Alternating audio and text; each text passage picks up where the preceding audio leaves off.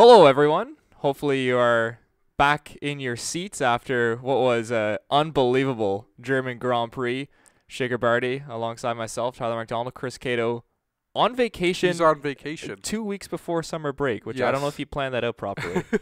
I mean, he still got to enjoy a really good race. He did, that's true. At least he got to see the race. Episode 58 of the BackMarkers F1Show. And just, wow, are like blown away. And we were talking just before the podcast on how there's so much to talk about in this race. There is. Yeah, like, we're going to touch on every point very quickly because there's just so much to talk about, and we don't want you guys to be listening for and we're also going to try and an fit hour our and a half preview into this race as well, because Chris not being here, we're all busy within the next few days, so it's just not going to happen. So it's going to be a short preview at the end of this too. Yeah, review, preview. Yes. So obviously Hungary in the back-to-back week this week. The final back-to-back before the summer break, which will be coming up 3 weeks, I believe. 3 weeks, yeah. That's they start in August and come back in August. I only learned this last week. Yeah, that's okay. Yeah. Well, what can you do? But let's get first off with the German Grand Prix and just your initial thoughts, Shaker, because for me, as an F1 fan, this might be the best race I've ever seen. It's up there with Canada when Button won. Hands down, probably the best race I've seen, because I only got into F1 like 2 years ago. That's true. But hands down, the best race I've seen. There was action, there was drama, like everything you wanted in a race, and we've not like all fans that have been kind of complaining about the last few years. It was in this race. There was a lot of pit stops, a lot. The entire team was involved, and it came out to be a really good race overall. I don't think I have any complaints about this race. I don't either. I can't think of one thing that I didn't like about this race because it did really have everything. It had the weather change, which was like right in the perfect area, right in the middle where it was maybe too dry or maybe too wet, but it could be dry enough for dry tires, and it caught world champions out. It caught it caught Lewis Hamilton out, and I mean, we want to see the drivers drive. We want to see them, have. Who's the best driver on that day? Who can manage their car the best? And it ended up being Max Verstappen. You say that day, but like those few seconds in every corner is what it came down to in this race. That's they really need to concentrate and make sure that they follow the exact same turn as they did last time to make it all happen. Well, we saw he put half a wheel off in turn one. And Bottas is out of the race. Yeah, exactly. He did it fine, the first 60 or 52 times or 53 times, whatever the number was. But just that one time, you get a little bit off, and he's out of the race with a wrecked Mercedes. Yeah, and Hulkenberg as well. There's so many people in this one. Charles Leclerc, there's a lot of people. We'll try to go in chronological order. Okay. But we might get mixed up because there was just so much going on. But first, before we get into that, I want to go to you, the viewers. Is this the best race you've ever watched in your F1, I guess, watching career throughout viewing career throughout the time that you've been a fan of F1? Because for me, I think it is the best race. But if you have ones that you think are better, please let us know down in the comments below, because we want to hear all of your ideas and see maybe we can rank, see where this ranks among greatest F1 races of all time. So let's start off first, Shaker, with the formation laps. Yeah. 3 of them, I believe. I think there was 3 or 4. And there's a lot of confusion before the race because usually this happens. We start the race under the safety car, and it's not a standing start like we saw. It's a safety car start. And they just take the laps off the Grand Prix, so it'd be starting on lap 4. They kind of did that. They just kind of shortened the Grand Prix from 64 laps to 61, I believe. I think it was 67 to 64. Was it? Oh, okay. Yeah. I think that's what it was. Yeah. Which is fine because it's the cars have to be warm up, be weighed. Yeah. Understandable. Gas in there. But the drivers were heckling to let's get racing. Let's just get to it. And it was an absolute shocking start from Red Bull. Both cars. I don't know if it was something wrong with their clutch system in the wet, but Verstappen and Gasly, both of them got off to a horrid start. I mean, they had every car fly by them. I mean, Verstappen, I think, had this, not the same issue, but, an issue with that the last week, the last race as well. So, I don't think it was the same issue. I think they were saying it was more he just didn't get the grip, obviously. Right. I think that's what it was compared to the other cars. So, but yeah, both Red Bulls happened to do it at the same time. Yeah. It just seems weird. They were the only ones that really had a really bad start. Well, I think Max Verstappen has proven that his bad starts don't equal to bad finishes. Well, no, they don't. Clearly, they don't. Hamilton and Bottas got off to a great start as well. Hamilton obviously took the lead and controlled the race throughout the first little bit. We saw Sergio Perez spin out very early and crash out, which is unfortunate for him because we saw you see what happened with Stroll. Well, yeah. That could have been him maybe going for a podium finish. So yeah, I mean, if they follow the exact same team strategy, though, he would have been up there. Yeah. So kind of heartbreaking for Perez in the long run of things. I mean, he had to watch from the pit wall. So that created the first safety car, if I'm correct. And that was the mad rush to turn on to Inters. Inters, yes. And this is when the first real controversy of the race started because Charles Leclerc came into the pits to change onto Inters, and he was released right basically into Grosjean. Yep. And Grosjean had to stop in the pit lane, and then he kind of stalled his car a bit and eventually got it into gear to get into his pit stall, but it really hurt Grosjean.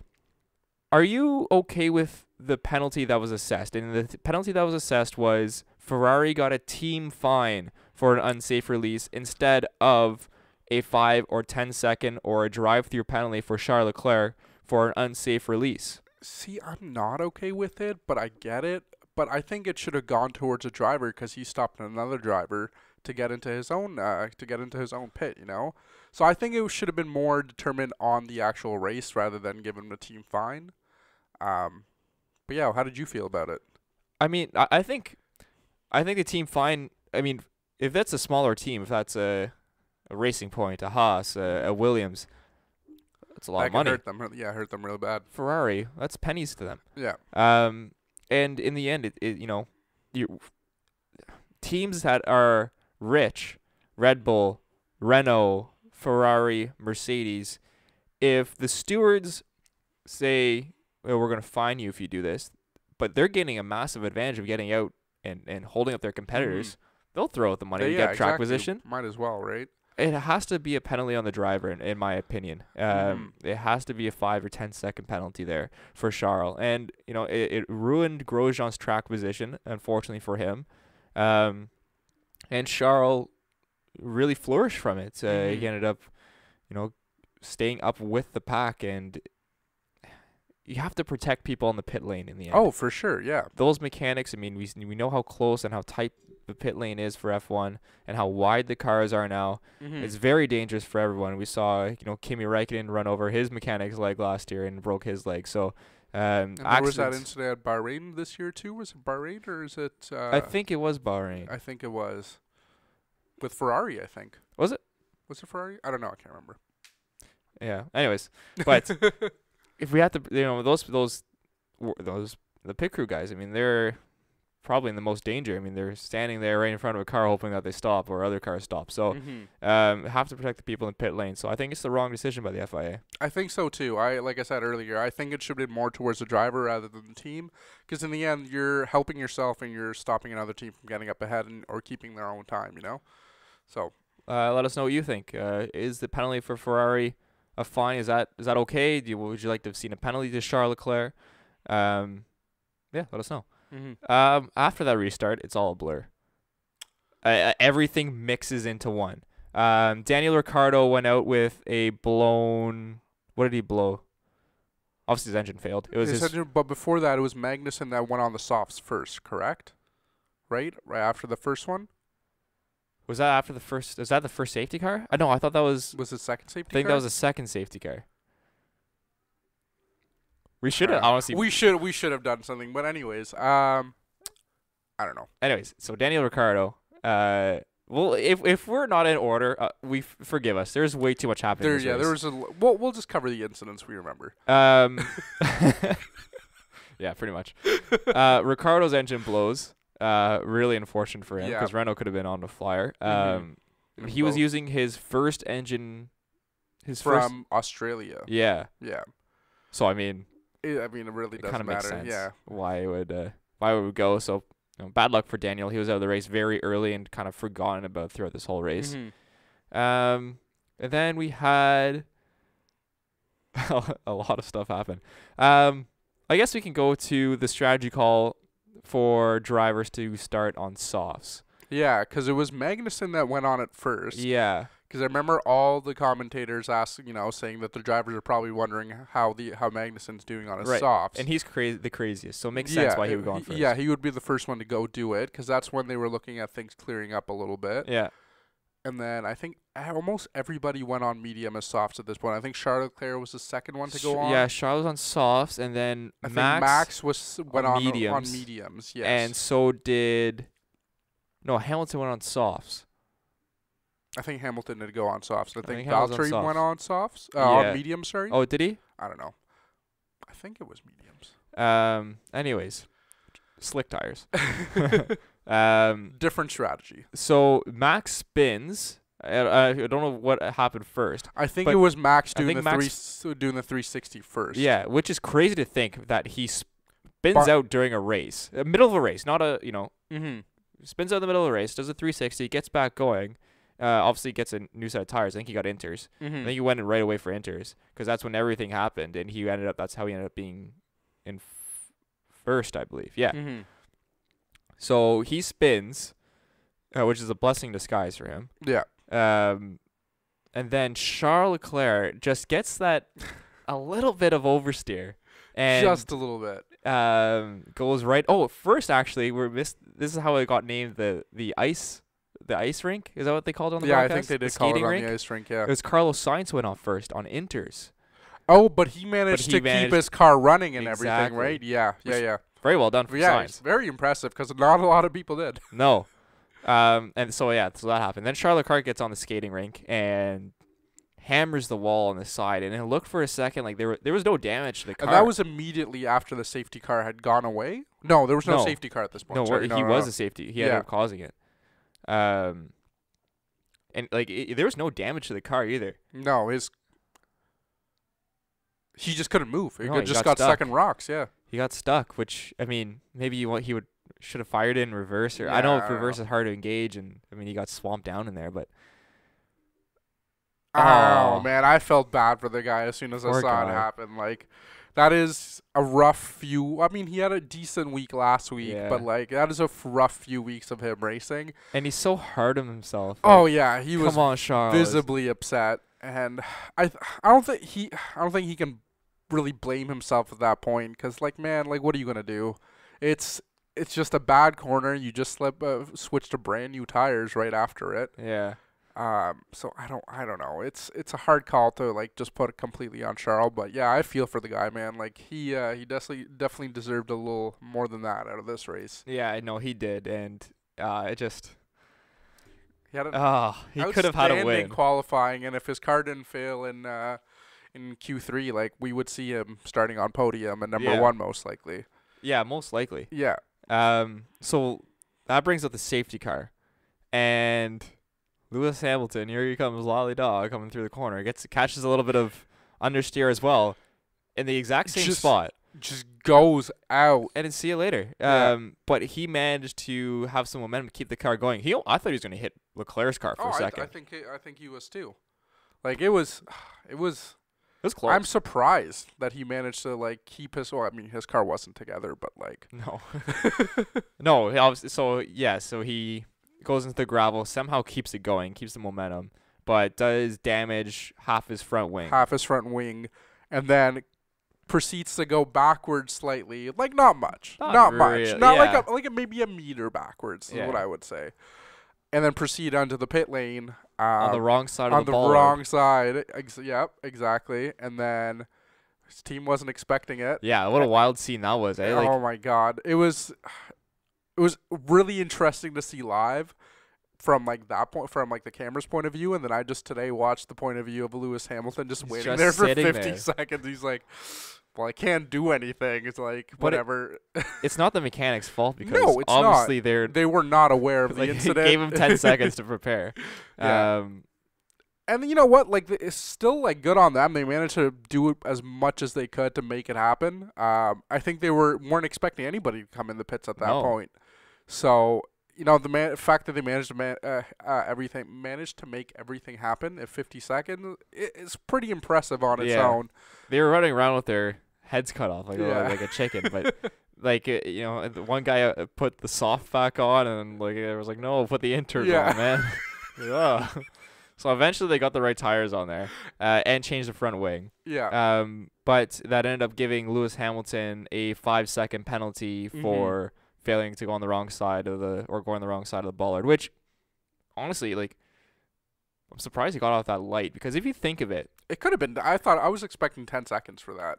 Or even a drive through, because if he has to go all the way back around the track like that, if he's losing a crap ton of time. Oh yeah. Like a stupid amount of time. So for him to only lose 5 seconds right now, he's going, whatever. Yeah, that's nothing. Not a 5 big deal. seconds. I mean, it's a lot in racing time, but I mean, compared to what it could have been, it actually did matter in the end, right? Because he would have been able to, while he was waiting in the pit lanes for the fourth safety car. I think a few people passed him, and if he didn't have that 5-second penalty, he would have made it ahead of them, I think. Yeah, no, 100%. But I mean, it's not as bad as it could have been, I think, because he could have been driving around, you know, not even have restarted fifth. He could have been starting last from that point. So yeah. Anyways, the restart, it had. I think Max is in first place. Max was in first. I think Valtteri in second. Yeah. And then I think at this point, Albon's caught up. Albon was up there. I think he was at third or fourth. Sainz was up there. I think Vettel was at Vettel was like 8th. Behind Pierre Gasly in 7th. I think Pierre Gasly was 7th. Yeah, something like that. In that order, you know. Give or take. I think we have the top 3 right. Nico Hülkenberg crashed out at one point too.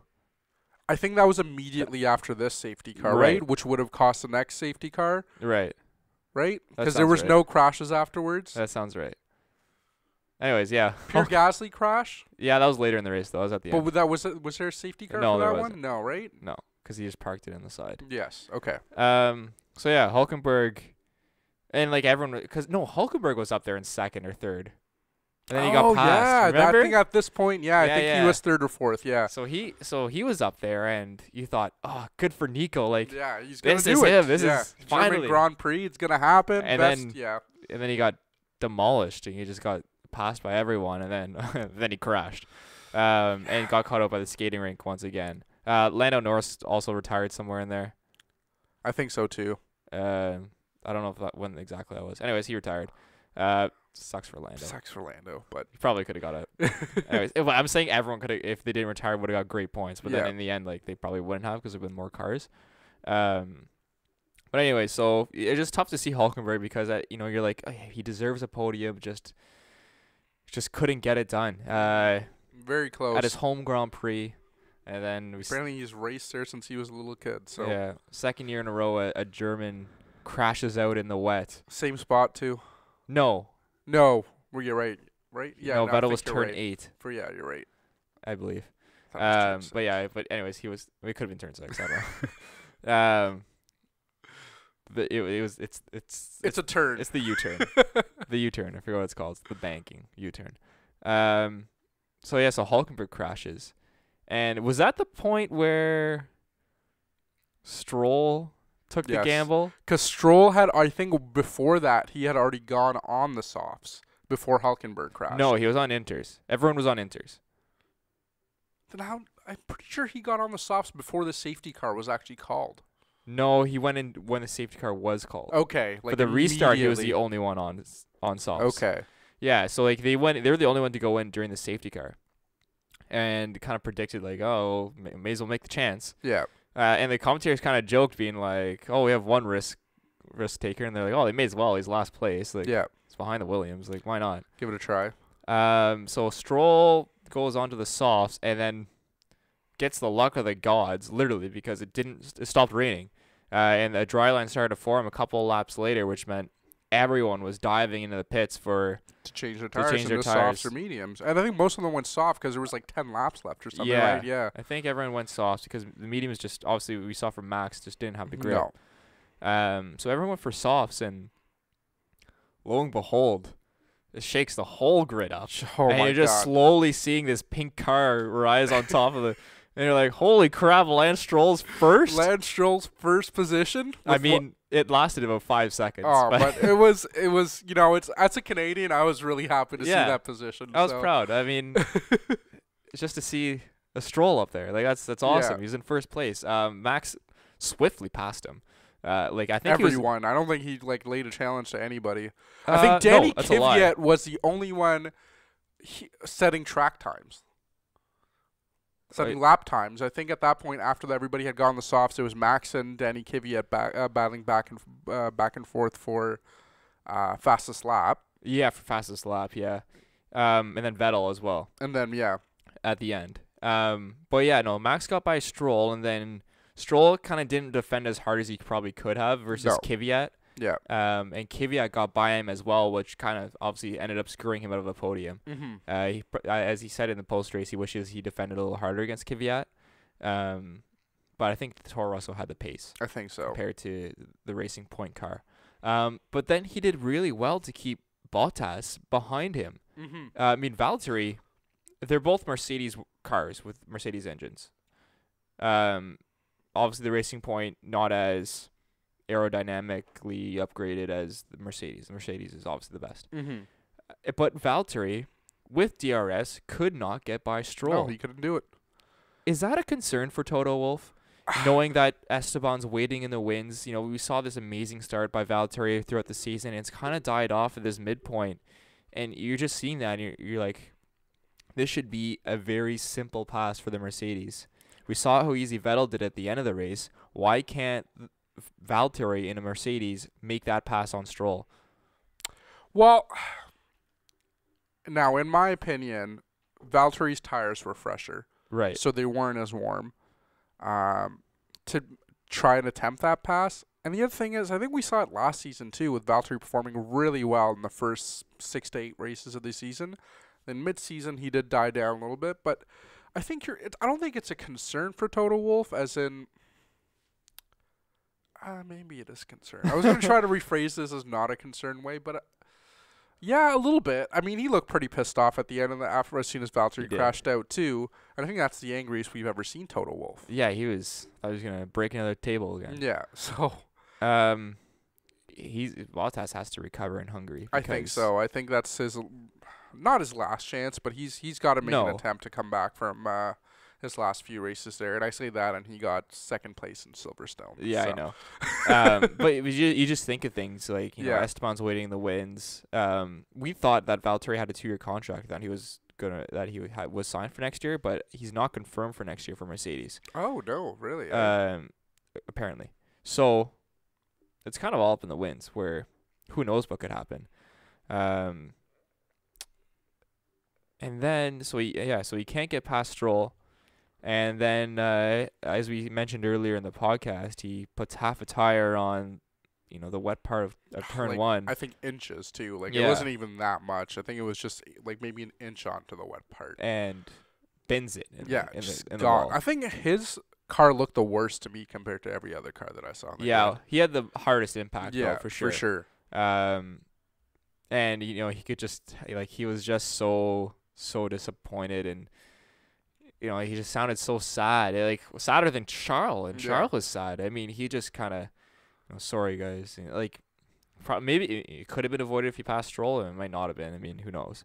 But it just, I mean, it could have been. He was probably trying to keep that speed to catch up to Stroll, right? Yeah. So probably could have been avoided, maybe, and probably could have got, second place. Mm-hmm. But yeah, unfortunate for Valtteri, and which saw the last safety car come out. Yep. And at this point, Vettel's up in P4 because of that amazing little battle between, who was it? It was Sainz, Albon, Gasly, Kimi, and Vettel. There's 5 of them going at it. And there's a video on the F1's YouTube of like the top 10 onboards, and it's number one's about 2 minutes long because it's just all 5 of their angles, and it was unbelievable racing. I have to check out Wasn't that video. But like watching it live, it was just It was unbelievable. fantastic. It was, like I said, we have not seen this race like a race like this in a long time, and 5 cars going at it like that, following Yeah. each other around. Everyone's passing each other. I mean, Albon went from 4th to 8th in she like a dropped quarter down, and a half. Which also, I think Pierre Gasly was already out at this point, right? Yeah, he was already out at this No, point. he was still in. He was still in? Yeah. Okay. Well, okay, yeah. I Yeah. think you're right. But it was just wild. It was insane, and it's unfortunate what happened with Kimi's results at the end. But like he had a fantastic weekend of racing, and same with you, Carlos Sainz. I mean, he had a great weekend, but even though he again, there's another guy, Sainz, almost bins it in the wall, still finishes 5th. recovers somehow. And like he was like, he's like, it feels so good.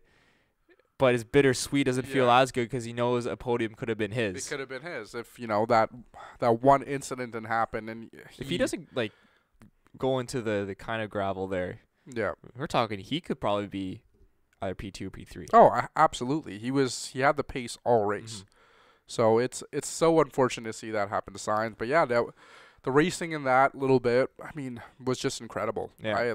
It's nice to see that because we usually just see, racing between the top 3 or 4, maybe even 2, and then you don't really see the back end of the races, but this race kind of had it all. It's unfortunate we didn't get to see too much of the Williams cars. I think that's just the one aspect of this race we kind of missed out on. Yeah, we did a little bit. I want to get to a point here too, though. At this restart, Vettel's in P4. And we had a video that was very popular about a month ago on how have Verstappen fans surpassed the Tifosi fans. Yeah. And the German fans. Yeah. It would be the German fans are being involved in my link to today's video because we saw at the end of that race those 2 fan groups go right at each other to see who was the loudest because we had Max fans who were screaming and yelling because their driver was first, and we had the German and Tifosi fans just backing Vettel to full force, trying to pass everyone, and he passes Stroll and he can hear the explosion in the crowd, and then he passes Kvyat and just the explosion erupts even more, and it's just we have those 2 fan groups going at each other. Max is killing it, and the Dutch fans are yelling, and you could just hear the atmosphere through the TV, and you're like, man, I wish I was there because it would just be amazing. It would have been incredible. Well, everybody thought Vettel was out of this race. Yeah. Started in 20th place, man. Ended up second. And this is the first time we mentioned Vettel in this podcast because we want to dedicate a little bit to him because a slow start, but wow, what a finish for him. Something turned on, I guess, after qualifying where he just didn't get to perform at all. Well, even during this first half of the race, he wasn't in it. He wasn't. And then whatever happened after the second safety car, everything that he did just worked perfectly and completely in sync.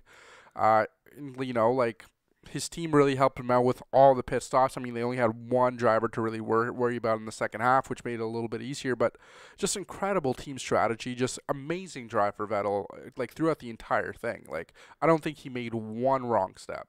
No, I don't think he did. It was really fantastic to watch him come through, and you kind of wish there was maybe 3-4 laps left because how awesome would a battle would have been between Vettel and Verstappen for the race win with those 2. It would have been amazing incredible. Fan groups going at it. It would have been an awesome atmosphere, but everyone ended up very happy. Of course, at the end of the race, Pierre Gasly crashed out, ran into the back of Albon, who kind of moved in front of him, but not really. No. Gasly's basically cut a tire down, got front wing damage, and sailed it right to the barricades, and kind of stopped before he hit anything, which is good for at least. Good for his car. Yeah, and good for his body as well. Yes, it's true. We have to remember he is in there. But disappointing again for Gasly. A race where his teammate dominates and wins the race, and he was going to finish probably P6, P7 if he didn't crash out, but lots of points. He crashed out.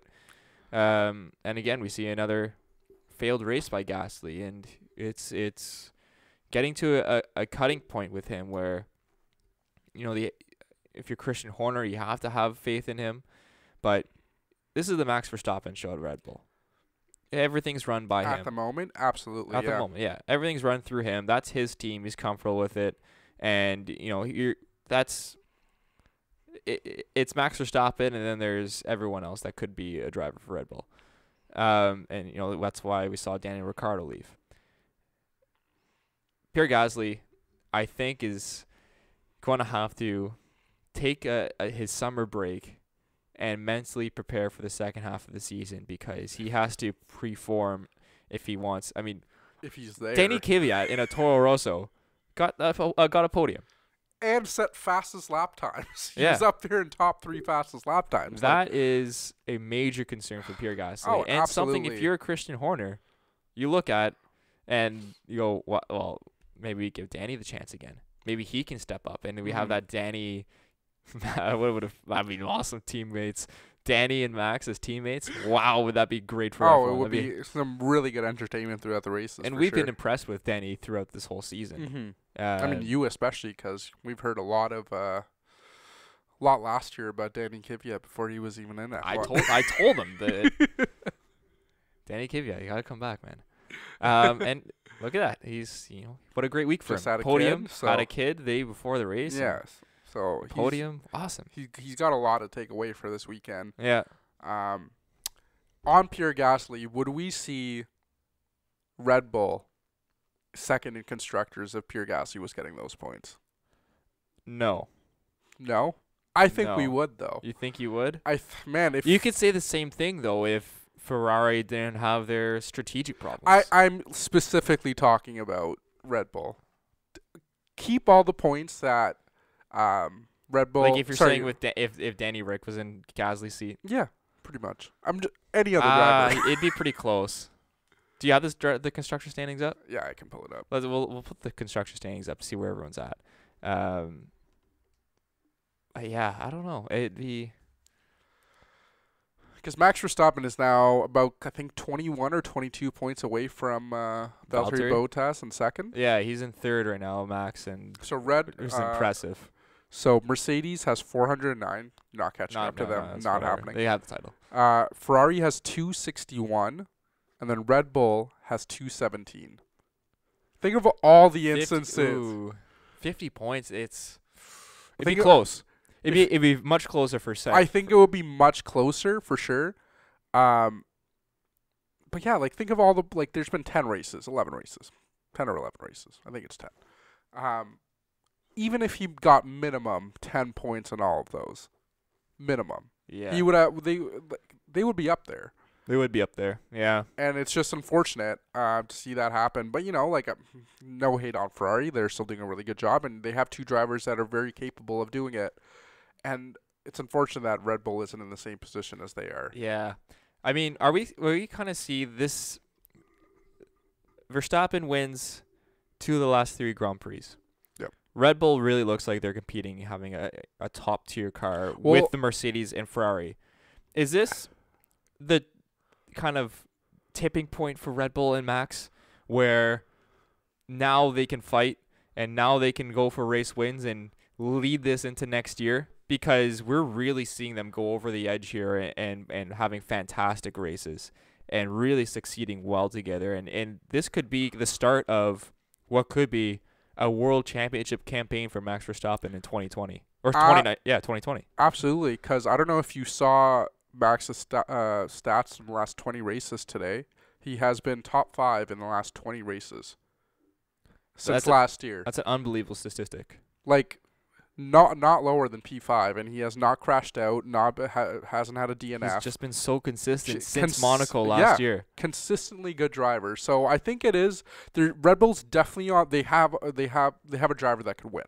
They know it. They have it. They just signed a new contract with Honda. They know they're gonna have the same engine for the next few years, and an engine manufacturer that works with them and lets them do what they want with their car.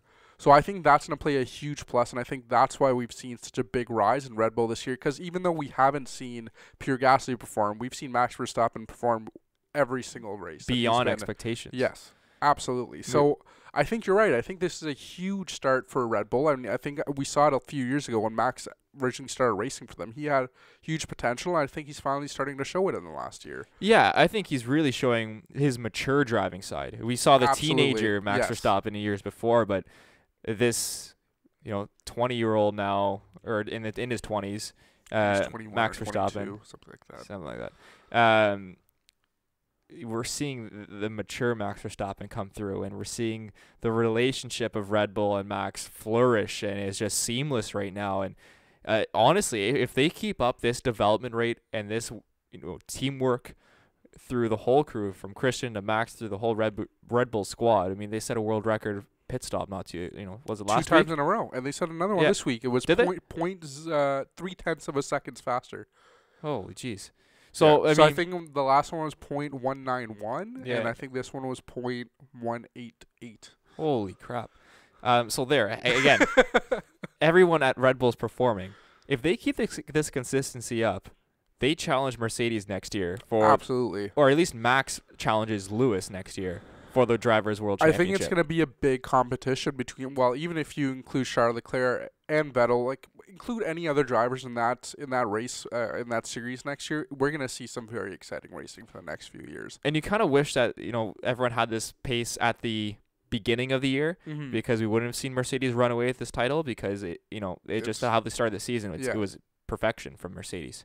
If the season started in Canada and France, and we had this kind of everyone's everywhere, and Red Bull's performing and Ferrari's slowly getting there, we have Red Bull and Mercedes fighting for the Constructors' Championships and Max fighting Lewis for the Drivers' Championship. And I think it's going to be a great season next year to watch these two battle at it. And, we're going into summer break now, so we're going to see some different things coming back in the cars once we get back. Yeah. We're going to see some tweaks here and there. So we're hopefully going to be seeing some better driving overall from these cars. So it's a lot to look forward to for this later half of the season. 100%. So saying that, we'll just quickly run through the top 5, and kudos to everyone. So Max Verstappen first, fantastic race, does a 316, wins. Vettel P2. Goes from 20th place to second in one of probably his greatest drives in his career, and kind of fitting that he was the first man to get Toro Rosso a podium, and he's on the podium as well. It was a really Red Bull feel up there because of what Seb did, and then now Danny Kvyat gets If he never wins at Hockenheim, this is going to be the moment he's going to remember. He went from 20th to second place, so 100%. He's still got that to look forward to. It was a very cool kind of Red Bull trio up there, because obviously, as I said, Vettel gets the first podium for Toro, so Kvyat gets the second up there, and Max wins. Yeah. And then kudos to 4th and 5th, Lance Stroll in 4th, and Racing Point with the best strategy call so far of the season. That got them, fantastic points. They weren't going to point, and they got 4th place, so close to a podium. It's got to be his best finish in the last 2 years, I want to say. Yeah, since Baku. Yeah. Since Baku when he got 3rd. And then 5th place, unfortunate for McLaren, because they probably could have got a podium, but Carlos Sainz with a beautiful drive as well, and he's just been, again, another driver that's so consistent, and I've been so impressed with this year. Oh, same. Just McLaren overall. Lando Norris has some tough times here and there, but just overall, Carlos Sainz has done a great job stepping up. So there's your top 5 for the German Grand Prix. Let us know your thoughts about the Grand Prix down in the comments below. And what was a fantastic race. We'll hopefully see many more of those for races to come. Shall we do our preview? Yeah, we'll do a quick preview. Let's do our quick preview of Hungary, which is next week. Hungary. Yeah, it's this weekend. That's right. Sorry, this week. It's back-to-back. We kind of touched on it, I guess, if this form continues for Red Bull. But just your thoughts, Shaker, of what's going into Hungary. Mercedes looking to bounce back, of course. Ferrari looking to kind of bounce back and get their first win of the season. Remember, Ferrari hasn't won a race this season. No, they haven't. And they're still second in constructors. They've been kind of up there. Red Bull and Max Verstappen in general is the only person to beat Red Bull in the last year. Mercedes. Mercedes, sorry. Yeah, since Austria of last year. He's the only driver. Is it Austria of last year? That's how long it's it's been? Austria of last year, because he also won at Austria of last year. Oh, I thought Ferrari. I guess no. I guess they didn't win one at the latter parts of the last season. No, Kimi won in USA. Kimi won in USA. Okay, then the stat I read is Yeah, wrong. that's okay. Kimi did win in USA. Who can forget Kimi winning? That's true. But what should be an interesting race in Hungary. Obviously, the race before the summer break. I think Ferrari has a good chance to Yeah. have a good comeback for this race. Just looking at the track really quickly, I think this here. I think this track suits Ferrari a little bit more. See, I think. I mean, Mercedes can hit any track and they'll still win it, but See, I think this is more of a Red Bull Mercedes track, personally. There's only one Okay. long straight for the Ferrari to really challenge on. And we know them for being. that's true. But like, if you look at some of the turns, yeah, okay, never mind. I was looking at just the right side, and that's not as bad for turns. But yeah, okay. I think it's going to be another Red Bull Mercedes fight for Hungary, and it's going to be an interesting one. I think you're going to see Mercedes wanting to set their foot back on a chokehold on the rest of the field, Mm-hmm. and you're going to want Red Bull. Well, you're going to want Max to show once again why maybe he's the best driver in the world right now. And then obviously you have the Ferraris, Charles Leclerc, and Sebastian Vettel. I mean, looking Charles Leclerc is going to be looking for a redemption for himself Yeah. after the last race. So 100%. there's going to be a lot of exciting things to see, and I'm sure Landon Norris is feeling. Well, I'm sure a lot of Yeah. the drivers that went out this past race are looking for something for them to get something out of this race. I think you could see the Renault have a solid race in this one as well. Let's hope so. They're getting a new engine. Are they? Well, I guess one of his engines is gone, right? You're only left Oh, 3 engine changes. Ricardo will be getting a new engine, Yeah, for Ricardo sure. will be getting a new engine. Or at least, well, I think it's a used second engine. I think they went back to the I first think engine. back to the first. Yeah, I think you're right. But anyways, it's a newer engine. It's not one that's going to explode, hopefully. Hopefully. And then, I mean, I really hope Racing Point is looking to build on after what they did this week. I hope it's going to be so. a little bit more difficult. It's not their style of No, racetrack. for sure. But I mean, Lance Stroll has some positives to look at after the last race, and continue going on. And Perez probably feels left out after his Yeah. teammate getting fourth and him being the first one out in the first few laps. I mean, no fault of his own. Well, it is. I mean, you got a little too Oh, horny on the power yes. and spun it. Yeah, that's true. So yeah, I don't know. It should be a very overall good race. I guess we can talk about some few track details. Yeah, so obviously the one really long straight on the front stretch, which is really the only main straight. Is it the only I think DRS? it's the only DRS zone. Yeah. I think there's only one DRS zone in Hungary. Yep. A lot of medium speed turns. Yeah.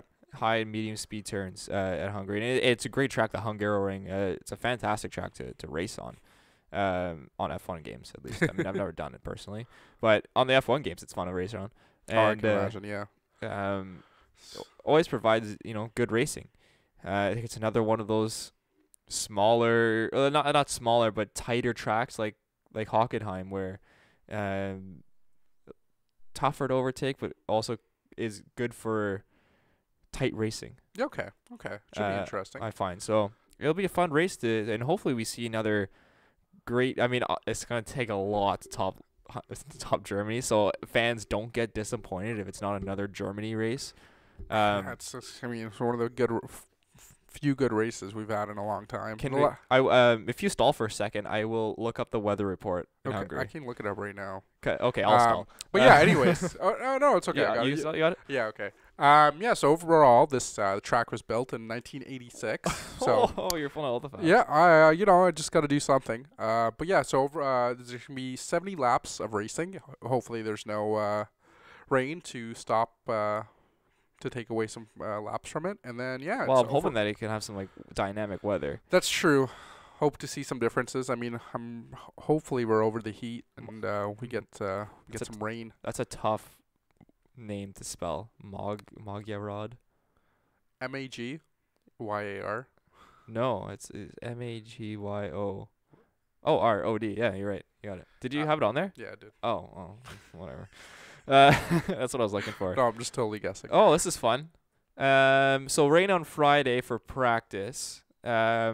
Qualifying could have a little bit of a wet spell. It's supposed to be a thunderstorm 40% chance on Saturday.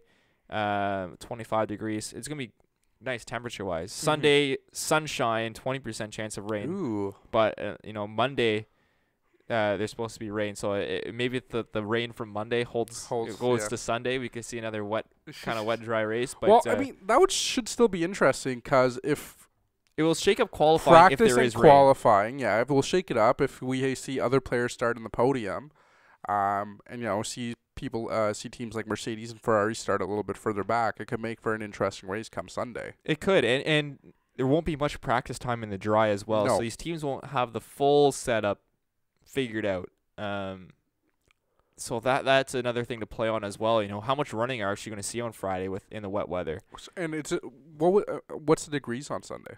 26, 20, I believe. Okay, that's pretty decent. I was going to say, are we going to see a big heat spell on Sunday? No, which not just like screw up Mercedes and who else that was having issues? I think it was mostly Mercedes. It was mostly Mercedes? Okay. Yeah, but no, it's 26 degrees, so okay, it actually will be. That's should be a very really nice good weather. day. Yeah. Unless somehow the rain comes from Monday and goes to Sunday. But looks like a dry race in Hungary, but maybe with a lot of wet running throughout the weekend. So setups could be interesting. They'll have a lot of, if it's wet, they'll have every tire to select from. They'll have lots of tires throughout the race, so we could kind of see some different strategies play out through there. And yeah, I mean, that's kind of the main spot of Hungary. Shall we get into predictions? Sure. I'm more sorry. I just got to add. Oh, yeah. I'm very excited to see the Dutch fans out on this because all I've heard from the comments is all like, this is a race that everybody shows up for. Yeah. So I'm hopefully sea of orange. Sea of orange. We've seen it the last few races, so this is going to be hopefully a bigger one. So I hear. So I guess after what? Oh, I guess we didn't mention this in the podcast about what we were talking about. Dutch fans versus German. No, I guess we did. We did talk about that. There's something that okay, whatever. We did Anyways, talk about that. Okay, that's okay. That's okay. It's been a longer podcast, I think. I think we're close to like an hour. Yeah. Okay. Sorry. Predictions. Go ahead. Obviously, it was hard to predict last race. I believe you and Chris actually got it right though. Instead of Verstappen. I never looked back, but I think we both said Max Verstappen first and Vettel second. If you guys did, that's impressive. I think. I can't remember though. I'm gonna go in this race. Lewis Hamilton first. Okay. Max Verstappen second. Okay. Valtteri Bottas third. So Mercedes 1-3. Max splitting the Mercs. Okay. And surprise driver dark horse is gonna be Carlos Sainz. Okay. I think he's looking for a little bit, not revenge, but a missed opportunity. Okay. I think Carlos Sainz would have been my dark horse too. Oh, jeez. But I'm going to choose somebody different just to keep it a little spicy. I'm going to go Max Verstappen first because what I've noticed is when the Dutch fans show up, they show up. And Max shows up. Yeah. So I'm going to go with him for first. And then I'm going to go Lewis Hamilton second. Yeah. And then I'm going to go Vettel third. Yeah. Keeps up his good form. Had one of his best races this season. Well, I guess technically in the past year. Yeah. So yeah, I think he's gonna have a good race for this one. All right. But like we said, this might not be one of Ferrari's races, so you never know though. After last week, you never quite know. Any final? And then I guess my dark horse. I think I'm gonna go with Hülkenberg. Oh, I think so. Yeah. Okay. I think we could see some. I think we've talked about Hülkenberg for so long. And he just, nothing ever comes out of it. So I'm hoping this one time it happens. He had a really good drive the last race. Bar the incident. If that incident didn't happen, I'm sure we would have seen him up in the top 5. Yeah, for sure. So I think he'll continue his performance, and I think he's got a little bit to show to the German fans that were kind of, had to come out and see his race, but it should be good. Should be good. That's who I'm going with. Let us know your predictions down in the comments below, and your, breakthrough driver, dark horse driver that could come out and surprise everyone. Everyone should have said Lance Stroll last week. Yeah. Did they actually? Danny Kvyat. No, they should have though. Oh, okay. But wow, good predictions. Yeah, that would be very impressive. Any final thoughts, Shaker? I guess we're no. I was just gonna say. I guess we're not gonna be technically after the next episode. We're not gonna be back for a month. Yeah, well, We'll still we're try to get some hopefully gonna have some content to up fill. here. Yeah, hopefully we'll have some content to fill the summer break and keep you guys involved in F1. We're gonna hopefully go karting. Yeah, That's we get some fun footage of that. And hopefully we can start our power rankings for the last part of the season. I know we've been kind of teasing that the last couple of weeks. We're still trying to figure out a scoring system that works for everyone that we think is fair, unlike the F1 one. We can technically come back with it, I guess. We could come back with it after the summer break, and then we can work out the 2 weeks. We could. But this is a discussion to have with Chris. But yes, we. Fair enough. We're deciding for him. And we'll also try to keep you updated with all the summer transfer news and rumors coming from the world of F1 during the summer break. Of course, we never quite know. Summer break's always kind of rumor central, so we'll keep you updated with some news and rumors. Yeah, because we haven't seen anything for next year. I don't think. It's been very quiet as the last few weeks. So since we had our silly season video, it's been quiet. Yeah. So, I guess it makes sense. So yeah, I guess, is that it for you? I think that is it. All right. So Chris will be back next week off from vacation for the recap of the Hungarian Grand Prix. Make sure you join us, and of course enjoy the Hungarian Grand Prix. Don't forget to like the video if you really like the video. You probably should do that. Yeah. But most importantly, subscribe. We're so close to our goal of getting before the summer break of 1,000. I think last time we checked, we were at 975. Yeah, 976. I think. 976. So we're 14 away. No, sorry, 76. 24 away. 24 away. 24 away. It was so close to getting our goal of 1,000. By the summer break. So if you guys could just do us a huge solid, help us, try to grow this podcast. Hit the subscribe button down below. Share with all your friends that are, of course, interested in F1 or want to get into F1. And we're hoping to kind of bring this community along and enjoy F1 and experience the fantastic races with you guys. So make sure you get that done. And, of course, let us know any questions or comments that you have down in the comment section below. Good to go? Yep. Good to go. All right. We will see you after the Hungarian Grand Prix for our recap. Bye for now. Thank you. Bye.